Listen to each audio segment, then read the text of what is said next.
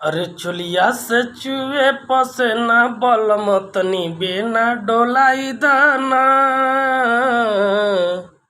चुलिया से चुए पसेना बलम तनी बेना डोलाई दाना। बेना डोलाई दतनी छेना खिलाई दा। बेना डोलाई दतनी छेना ले आई दा।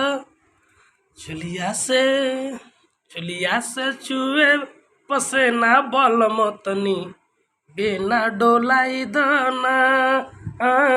चुलिया से चुए पसेना बलम तनी बेना डोलाई दाना। एक तबा गर्मी बढ़ल परेशानी, एक तबा गर्मी बढ़ल परेशानी।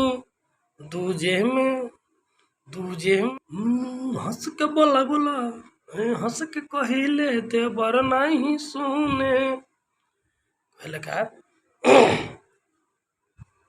हंस के कहिले देवर नहीं सुने। हंस के कहिले देवर नहीं सुने। नदी से कही त बहुते छिछोरे। हंस के कहिले देवर नहीं सुने। नदी से कही त बहुते छिछोरे।